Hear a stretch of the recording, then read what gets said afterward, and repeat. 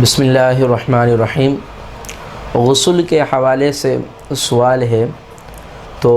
بنیادی طور پر اگر کوئی شخص غسل کرنا چاہے تو اس کے لیے فرائض میں سے تو یہ ہے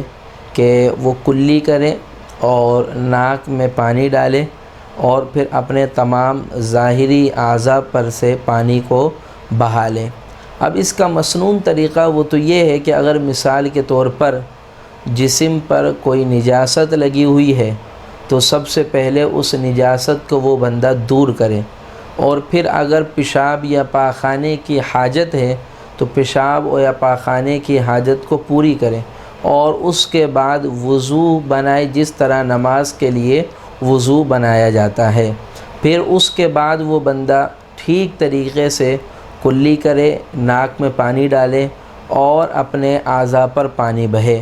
اب چونکہ ہمارے ہاں زیادہ تر کانسیپٹ شاور کا ہے، تو شاور کے اعتبار سے تو وہ شاور کے نیچے آ کر اپنے اعضاء پر پانی کو بہا لے، لیکن اگر شاور سے کوئی بندہ نہیں نہاتا بلکہ بالٹی وغیرہ یا مگ وغیرہ کا استعمال کرتا ہے تو اس صورت میں پسندیدہ صورت یہ بیان کی گئی ہے کہ وہ پہلے اپنے دائیں کندھے پر 3 مرتبہ پانی بہا لے، پھر بائیں کندھے پر 3 مرتبہ پانی بہا لے، پھر سر پر 3 مرتبہ پانی بہا لے۔ تو یہ 3 مرتبہ پانی بہانے کا مطلب یہ ہے کہ وہ صحیح طور پر جسم کے ہر عضو پر پانی بہہ جائے۔ اگر جسم کا کوئی ایک حصہ بھی دھونے سے رہ جائے گا، پانی بہنے سے رہ جائے گا، تو اس صورت میں اس کا غسل صحیح طور پر ادا نہیں ہوگا۔ اب اس میں دیکھیں، ایک بات سمجھنے کی یہ ہے کہ غسل کے اندر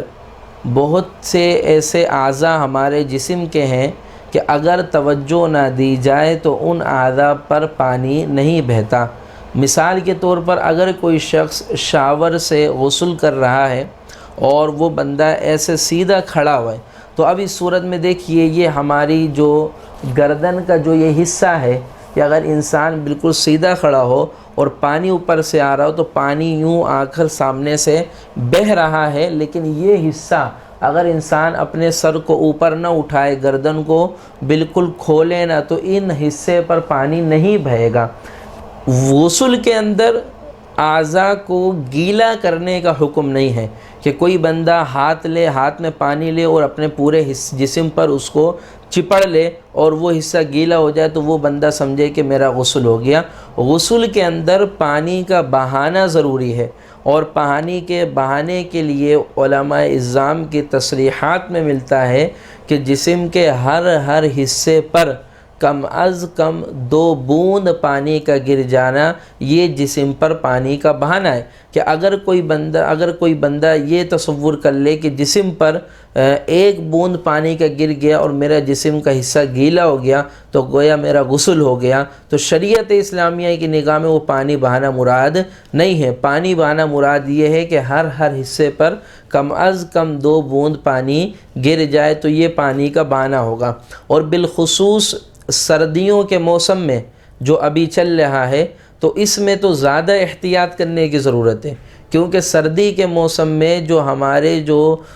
کھال ہے وہ کھال فوراً پانی کو قبول نہیں کرتا ہے، بلکہ پانی جسم پر جب ہم بہاتے ہیں تو جسم اس کو قبول نہیں کرتا، وہ پانی فوراً سرک کر گر جاتا ہے۔ تو اس صورت میں ہمیں بہت زیادہ احتیاط کرنے کی ضرورت ہے۔ بالخصوص اگر کوئی بندہ سردیوں میں غسل کر رہا ہے تو اس کے لیے پسندیدہ طریقہ یہ ہے کہ پہلے تھوڑا سا پانی اپنے جسم پر ڈالے اور پورے اعضاء پر اچھی طریقے سے ہاتھ سے اپنے جسم کو چپڑ لے، اپنے جسم کو مالش کی طرح پورے ہاتھ پہ اس طرح اپنے ہاتھ سے کر لے، تاکہ جب اگلا پانی اس کے جسم پر آئے گا تو اس کا جسم اس پانی کو آسانی سے قبول کر لے گا۔ تو سردی میں اس چیز کی بہت زیادہ احتیاط کرنے کی ضرورت ہے، اور اعضاء پر بھی دھیان دینے کی ضرورت ہے کہ کوئی عضو پانی بہنے سے رک نہ جائے۔ جیسے آپ کے سامنے مثال آئی ہے گردن کے حصے کی، پھر اسی طرح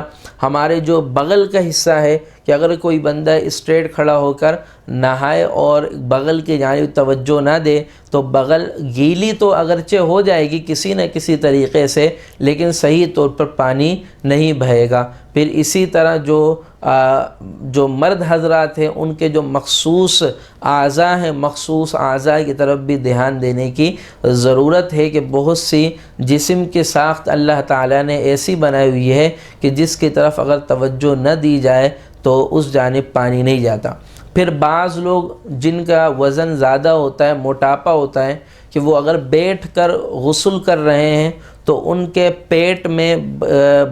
بلوٹیں پڑ جاتی ہیں، جس کو ہم کروٹ بھی کہتے ہیں۔ تو اس صورت میں کیا ہوتا ہے کہ جو حصہ اندر کی جانب ہوتا ہے اس حصے پر پانی نہیں بہتا۔ تو ان احباب کو چاہیے کہ اگر ان کی پیٹ پر کروٹیں وغیرہ پڑ جاتی ہیں تو اس وقت پیٹ کو پر پانی بہانے میں بھی ان کو احتیاط سے کام لینا ہوگا، ورنہ ان کا غسل صحیح طور پر ادا نہیں ہوگا۔ اور یہ بھی ذہن میں رکھیے گا کہ یہ وہ مسائل ہیں کہ ہم میں سے کوئی بھی مسلمان یہ کہہ کر جان نہیں چھڑا سکتا کہ مجھے اس چیز کے متعلق علم نہیں تھا یا مجھے اس چیز کے متعلق معلومات نہیں تھی، کہ یہ ہمارے فرض علوم میں سے ہے کہ جب ہم نے اللہ اور اس کے رسول صلی اللہ علیہ وآلہ وسلم پر ایمان لے کر آ گئے تو ان علوم کا سیکھنا یہ ہمارے لیے فرض ہے کہ ہم یہ کہہ کر جان نہ چھڑائیں کہ ہمیں بتانے والوں نے بتایا نہیں ہے، بلکہ حقیقت یہ ہے کہ بتانے والے بتا رہے ہیں، سمجھانے والے سمجھا رہے ہیں،